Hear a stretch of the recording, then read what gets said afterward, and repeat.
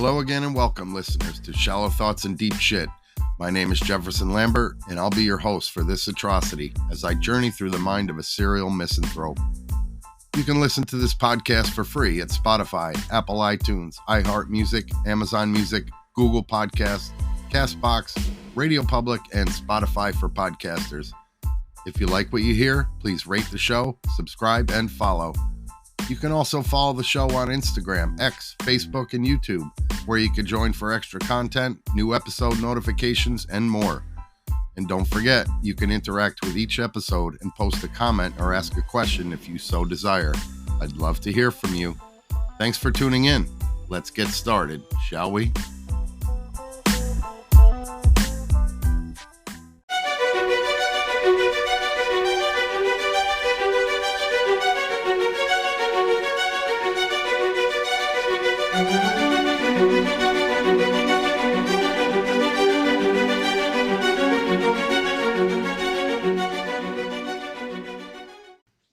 Welcome back, listeners, to Shallow Thoughts and Deep Shit. This is episode number 36, and it's a short story that I wrote probably around 1990 or so. This was published in one of my mom's literary magazines called Visions and Revisions, and before I begin, I'd like to read the preface I wrote that was posted at the beginning of the story. Dear reader, before wasting much more of your time, I'd like to point out that the names I've used in this story are in no way of being disrespected. They are real people, and they are good people. I have enjoyed reading their material over the years, and I will continue to do so in the future. If it weren't for them, this story would not have been possible. It is truly the work of my imagination, and there's no jealousy whatsoever on my mind. I respect them all, and I thank them. And finally, I'd like to say that the character in this story, who I will refer to as simply the man, is not the author at all. He is just another shadow of a character that erupted from the dark pits of my mind. He is truly evil and sinister. Not much like me at all. Or is he? Enjoy. How I Killed the Great Writers of Horror. Stephen King awoke with a startle in his bedroom in Bangor, Maine, at 2:15 in the morning. He looked up above at the white plaster ceiling and caught his breath. Sweat drenched his trembling body as he sat up and brushed the sheets aside and swung his frail legs over the side of the bed. He reached over to the nightstand and fumbled for his glasses and put them on using two shaky hands.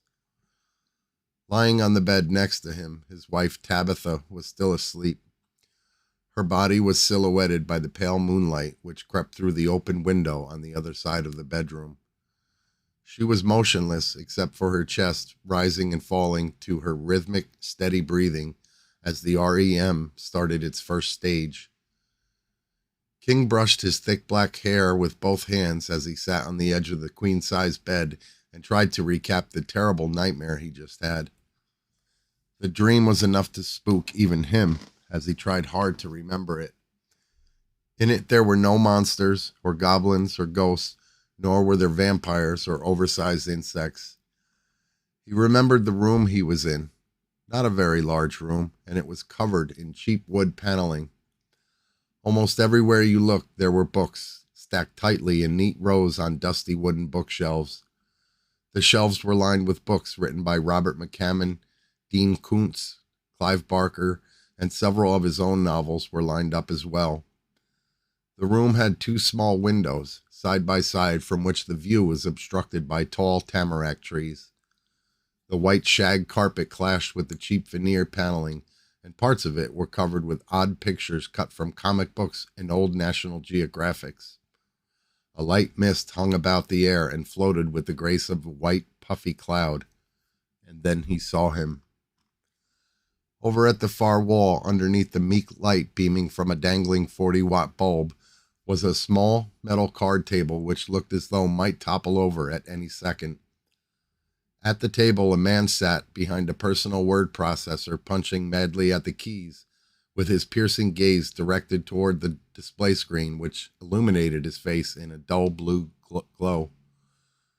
The man was white, early 20s, King guessed. He was wearing a black t-shirt that said, "We don't care what you say," and underneath was a picture of a hand with its middle finger up. He wore Levi's 501 jeans with a brand new pair of black Reebok high tops. He took a step closer and saw the man had a dark, thick mustache above his upper lip. He also noticed how fast he was typing. He must have been typing 100 or more words per minute as paragraph after paragraph flowed across the blue screen. Never had he seen anyone typing that fast, but after all, it was just a dream. Next to the Smith Corona word processor was a thick, neatly stacked ream of 8.5 by 11 white typing paper weighted down by a large egg-shaped stone. Behind the paper was a pile of hardcover books containing 3 standard and college dictionaries, a revised version of Roget's Thesaurus, and 2 grammar and punctuation manuals. On the floor, next to the rickety card table, was an old black filing cabinet with a thin manuscript resting on top of it in a tidy pile.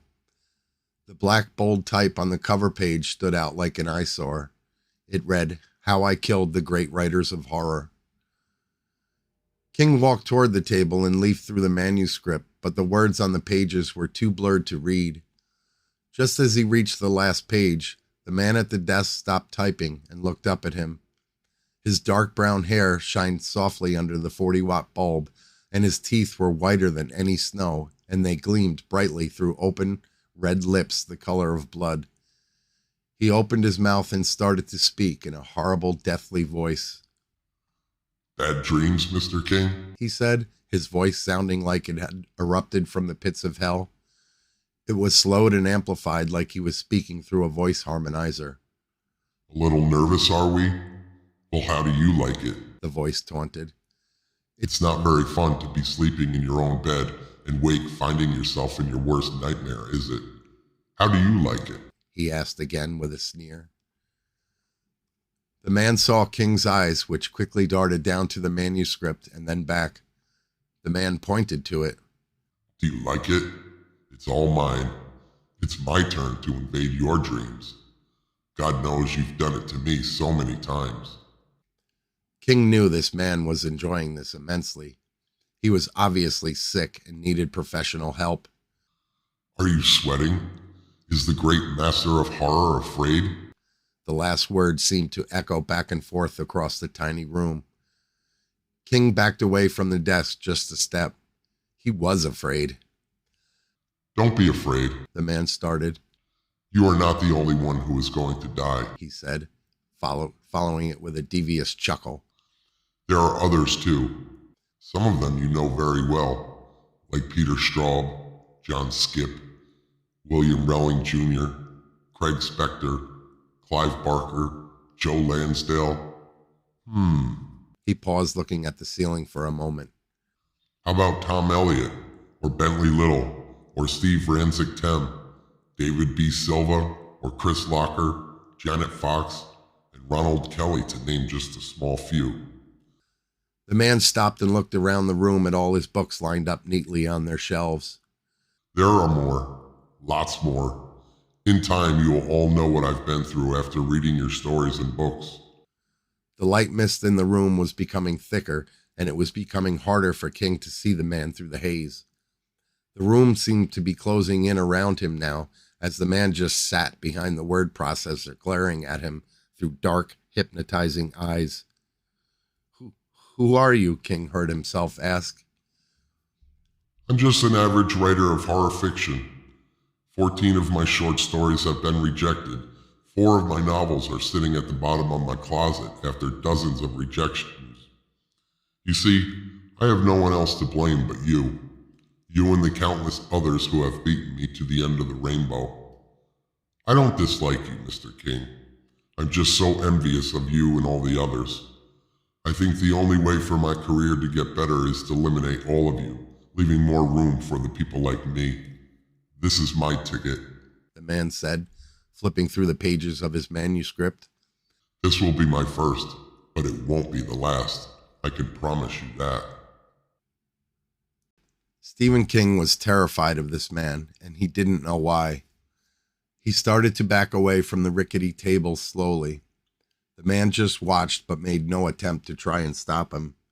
He just sat there with his devious pearl white tooth grin. The last thing he remembered about his dream was he stepped back and started falling into a dark, never-ending hole. He just kept falling and all the while screaming before he woke up in his own bed with Tabitha by his side. When he recapped his dream, King got up from the bed and walked in the dark to the bathroom on the other side of the bedroom. He flicked on the light, wincing from its bright glow. His reflection in the mirror was a tired and haggard man who had been working way too hard lately. He stood at the sink for a while thinking of what the man in his dream had said. Maybe it was time for a vacation, he thought. The new book could wait, and God only knew he had been working way too hard lately.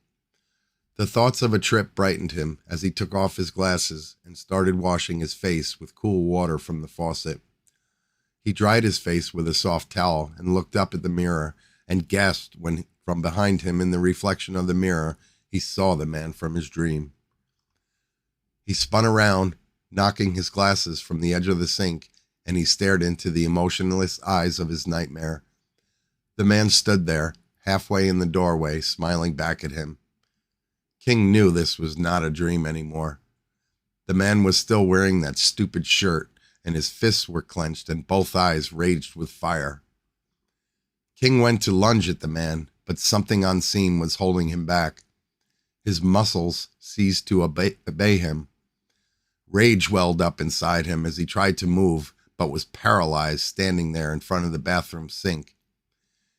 If he could have moved, he would have charged him and strangled his throat with his bare hands.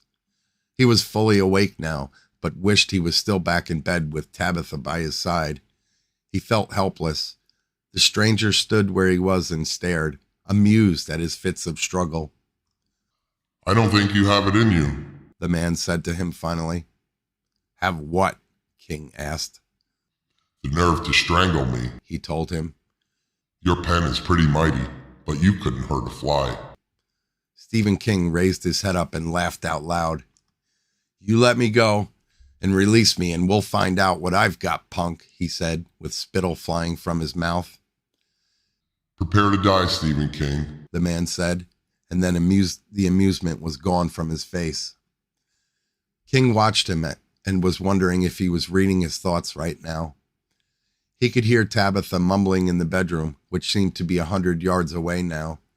She was talking in her sleep again. And then, without any conscious thinking on his own part, he opened the large medicine cabinet, and his hand, all by itself, reached inside. His eyes widened as large as $50 coins as he watched his hands grope inside the cabinet. His movements functioned on their own as he tried to stop his hand, but could not. He had no power to control his own movement anymore. The man in the jeans and t-shirt was controlling him now. Every muscle in his body betrayed him as he reached behind the bare aspirin, the half bottle of NyQuil, over the rough loofah pads and cream, which Tabitha picked up in a natural beauty store in Rhinebeck, New York, and behind the can of Barbasol shaving cream until his hands had stopped. His hand had found whatever the man was looking for, and his eyes now bulged out of his head as he pulled out an unopened box of Wilkinson double-edged razors.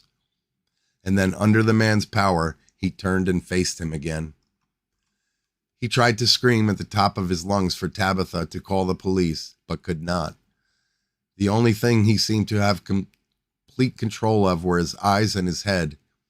He looked like Jordy Verrill did in Creepshow when he looked at his hands for the first time after touching that meteor. Bewildered, that was the look on his face. His puppet-like hands removed the blade's wrapper and opened the box to reveal 10 gleaming razor blades. Scream all you want, Stephen King. It will do you no good. Even you should know that by now, the man said, shaking his index finger up and down, talking like he was his mother. Because in my story, Mr. King, you can't be heard. I've cut your vocal cords with a wisp of my pen. It's really neat, isn't it? King said nothing. He knew it was useless. The man had complete control. Sweat poured down his face as he involuntarily thumbed through the blades before pulling out 4 of them. They glistened like chrome as he heard the man in the doorway chuckle to himself. The box of blades dropped into the porcelain bathtub and clattered noisily, echoing off the bathroom walls.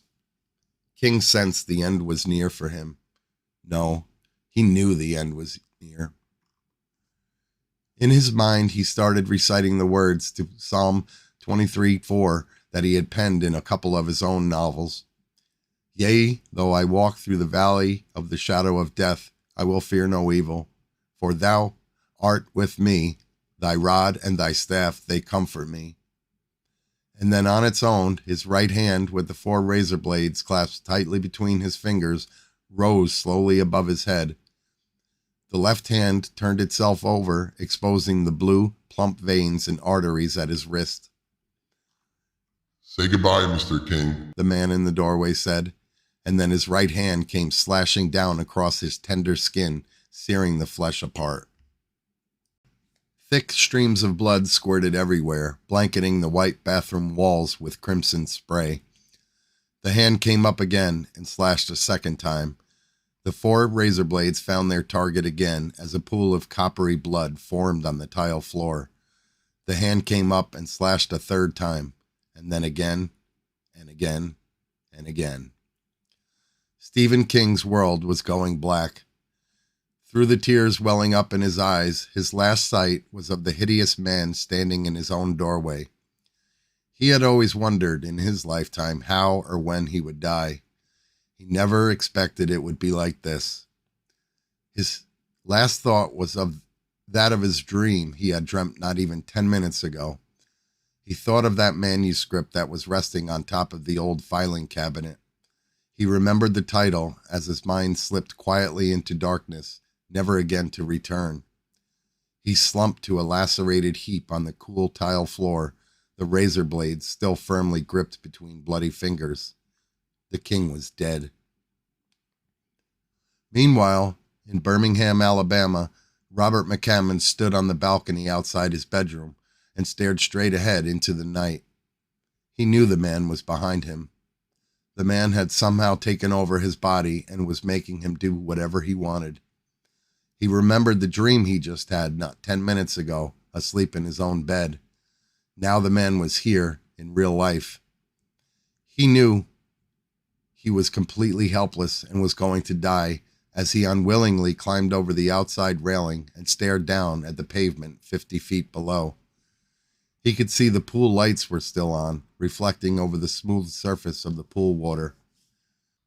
Care for a better look, Mr. McCammon? The voice behind him asked. Oh, that hideous voice, he thought to himself, as his hands left the railing and he plunged down to the concrete patio head first.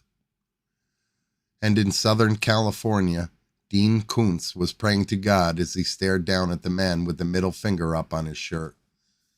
The rope around his neck felt like razor wire as he pleaded for his life to no avail. He couldn't breathe, and he knew his face was turning blue. He dangled there helplessly, his arms and legs flailing about as if controlled by some drunken puppeteer. His last thought was of the terrible dream he had had not 15 minutes ago. He thought of his wife. Gerda, help! But Gerda was in the bedroom sleeping without any indication of what was happening in the living room. And for Dean R. Koontz, everything went dark. And in the United States and beyond, the great writers of horror, one by one, committed mass suicide. Not only the well-known, but the lesser-known writers as well. They all watched in horror as their bodies did what the man in the t-shirt and jeans wanted. They all remembered the title of the manuscript resting on the old black filing cabinet. And in Kerhonkson, New York, in a small room which was paneled with wood that clashed with the carpeting and had a window with tall tamarack trees outside of it, a man sat behind an old Smith Corona personal word processor. He sat underneath a dangling 40-watt bulb and was surrounded by scores of bookshelves with horror novels by Clive Barker, Robert McCammon, John Soule, and countless others stacked haphazardly atop one another. The dull blue light of the display illuminated his face with a somber glow. The bookshelves stood like sentinels over him as he sat behind the rickety old card table and typed. Not as fast as 100 words per minute, but at a snail's pace, carefully pounding each key with severe accuracy. And he just sat there and wrote and wrote and wrote.